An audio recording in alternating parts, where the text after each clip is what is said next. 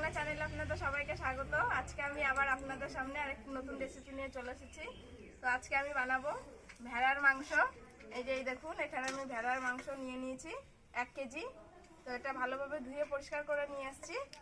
এবারে ভেড়ার মাংস রান্না করার জন্য যে মশলাগুলো লাগবে সেগুলো আমি বেটে নেব। এই যে জিরেটা এবার আমি বেটে নেব। এই যে এবার আমি ধনেটাও জিরের সঙ্গে বেটে নেব একসঙ্গে।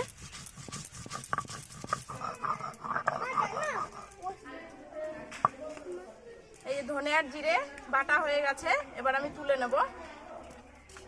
এবার আমি এই যে শুকনো লঙ্কাগুলো বেটে নেব।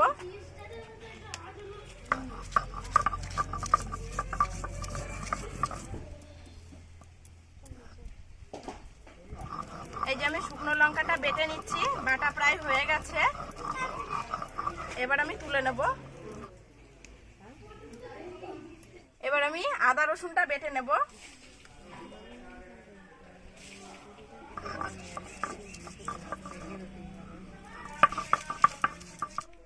এই যে সমস্ত মশলা আমার বাটা হয়ে গেছে। এবার আমি মাংসের মধ্যে সব মশলাগুলো মাখিয়ে নেব। মাংসটা আমি গামলার মধ্যে নিয়ে নিলাম। এবার জিরে, ধনে আর শুকনো লঙ্কা বাটাটা দিয়ে দিচ্ছি। আদা রসুন বাটা সব মশলাগুলো আমি দিয়ে দিলাম এর মধ্যে। এবার সব কিছু খুব ভালোভাবে মাখিয়ে নেব।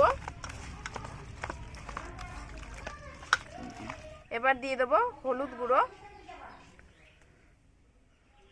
হলুদ দিয়ে দিলাম। আর দিয়ে দেবো লবণ পরিমাণ মতন। এই যে লবণ।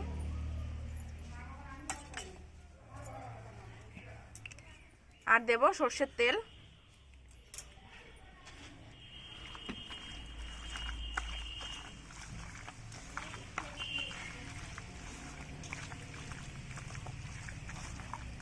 এবার মাংসটাকে আমি খুব ভালোভাবে মাখাবো।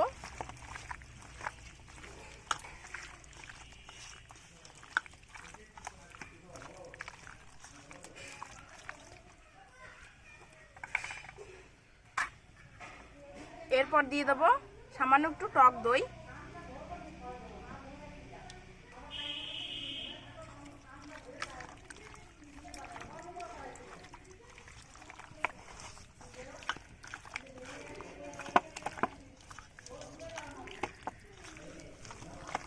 মাংসটা মাখানো হয়ে গেছে। এবার আমি এটাকে ঢেকে কিছুক্ষণ রেখে দেবো। এবার আমি এই যে পেঁয়াজগুলোকে কুচিয়ে নেব।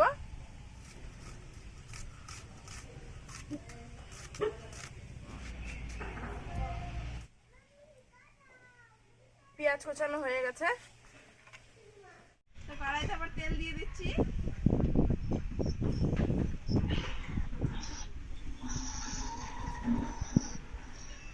আলুগুলো আমি দিয়ে দেবো কড়াইতে ভেজে নেওয়ার জন্য।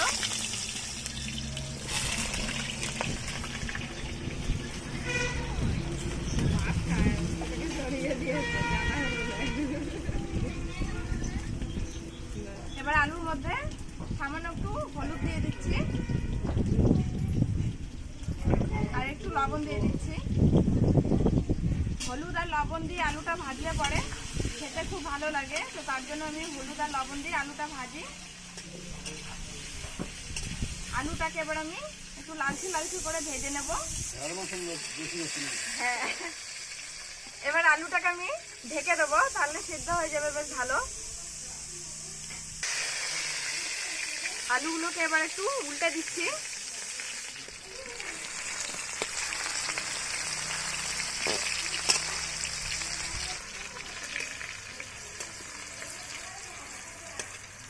আবার ঢাকা দিয়ে কিছুক্ষণ রেখে দেবো।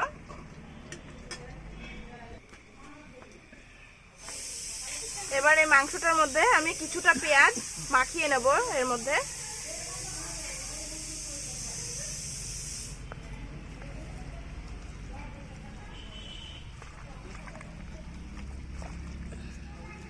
এই ভেড়ার মাংসটা খেতে কিন্তু খুবই ভালো লাগে। যারা খাসির মাংস পছন্দ করেন তারা একবার খেয়ে দেখবেন। ভেড়ার মাংস খাসির মাংস থেকেও খুব টেস্ট আর খুব নরম হয়। খাসির মাংস কি হয়, 3-4 পিস খাওয়ার পর পেটটা যেমন ভরে যায়, কিন্তু ভেড়ার মাংস অনেকগুলো খেতে পারবেন। খুব নরম আর খুব মানে হালকা হয় মাংসটা। তো পেঁয়াজটা দিয়ে আমি আবার খুব ভালোভাবে মাখিয়ে নিচ্ছি।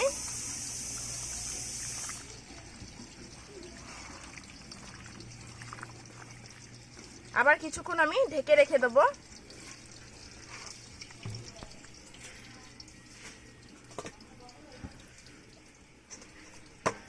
এবার আমি ঢাকাটা তুলে দিচ্ছি। এই দেখুন আলুগুলো কি সুন্দর একদম লাল লাল করে ভেজে নিয়েছি।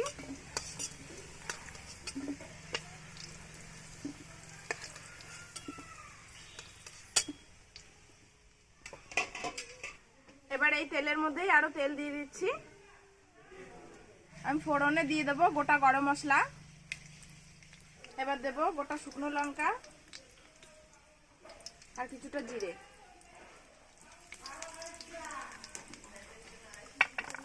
এবার দিয়ে দেবো তেজপাতা,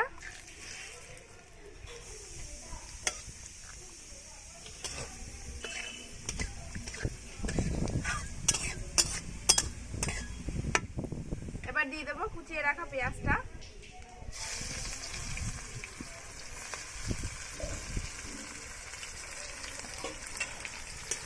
পেঁয়াজটাকে একটু লালচে করে ভেজে নেব।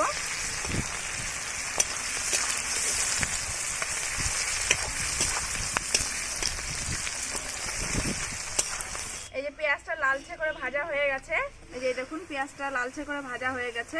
এবার আমি মাংসটা আস্তে আস্তে দিয়ে দেবো।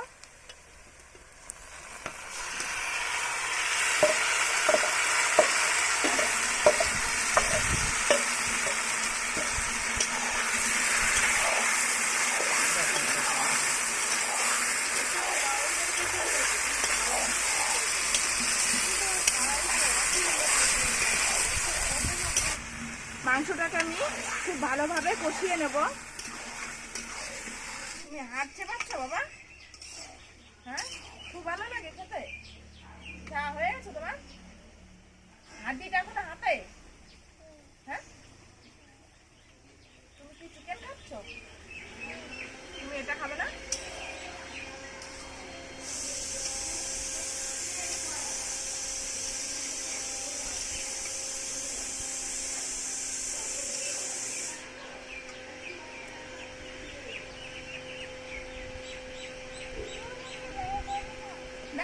মা এটা কি হলো?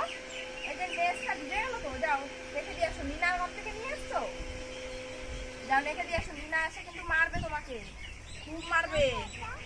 এটা দাদার।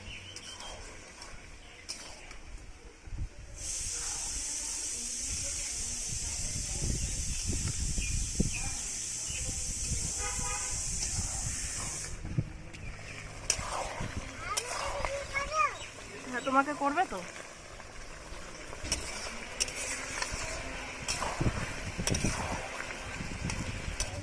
এই মাংসটাকে আমি একদম মানে কি বলবো, প্রেসার কুকারে দেবো না, একদম অল্প জল দিয়ে দিয়ে ঢাকা দিয়ে দিয়ে কষিয়ে নেবো খুব ভালোভাবে।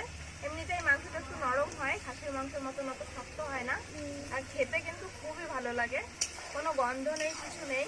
খাসি মাংসের যে একটা গন্ধ আছে সেটাও এই মাংসটার মধ্যে নেই। এবার আমি ঢাকা দিয়ে দিচ্ছি। ঢাকা দিয়ে দিয়ে আমি কষিয়ে নেব। তুমি এখন কি খাচ্ছ? বলো বলো, কি খাও? ঢাকাটা এবার আমি তুলে দিচ্ছি। সামান্য একটু জল দিয়ে দেবো।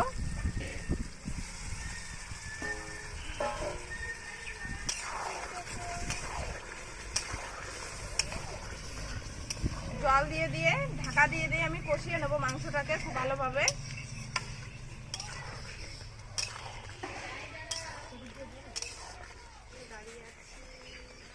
আবার ঢাকা দিয়ে দেবো। এবার আমি একটু গোলমরিচের গুঁড়ো দিয়ে দিচ্ছি।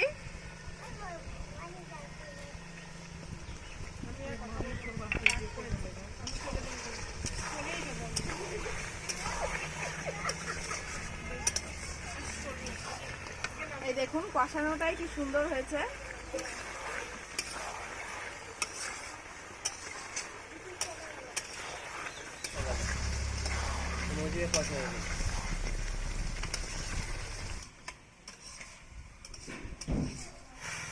কষানো হয়ে গেছে।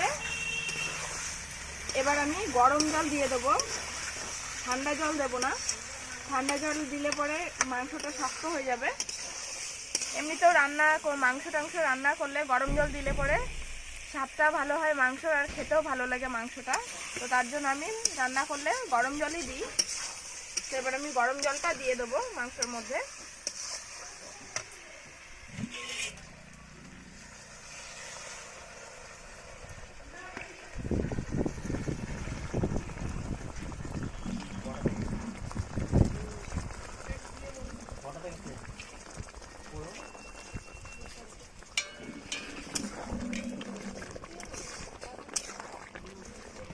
এই যে মাংসতে জল দিয়ে দিয়েছি, এবার আমি ঢাকা দিয়ে ফুটিয়ে নেব। এবার আমি ঢাকা দিয়ে দেবো।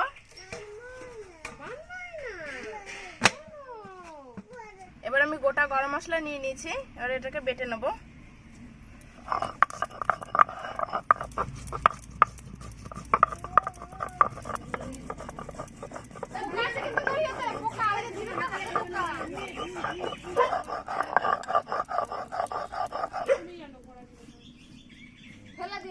এবার আমি ভেজে রাখা আলুগুলো দিয়ে দিচ্ছি।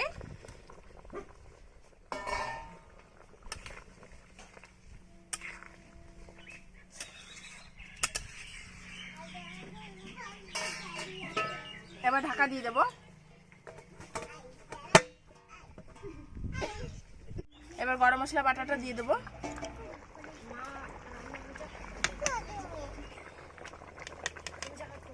এবার আমি সামান্য একটু চিনি দিয়ে দেবো। মাংসটা আমার প্রায় হয়ে এসছে, আর একটু ফুটিয়ে নিয়ে নামিয়ে দেবো।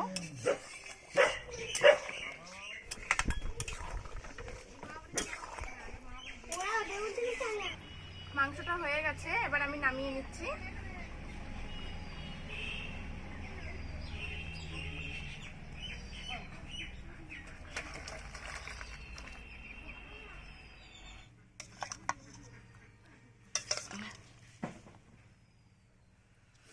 তো আমার ভেড়ার মাংস রান্না হয়ে গেছে। আপনাদের যদি ভিডিওটি ভালো লেগে থাকে তাহলে অবশ্যই লাইক করবেন, কমেন্ট করবেন এবং শেয়ার করবেন। আর যারা আমার চ্যানেলটিকে এখনো সাবস্ক্রাইব করেননি তারা অবশ্যই আমার চ্যানেলটিকে সাবস্ক্রাইব করে রাখবেন, এইরকম আরও ভালো ভালো নিত্য নতুন রেসিপি পাওয়ার জন্য। তো আজকের ভিডিওটি এখানেই শেষ করছি। সকলে ভালো থাকবেন, সুস্থ থাকবেন এবং আমার পাশে থাকবেন। ধন্যবাদ।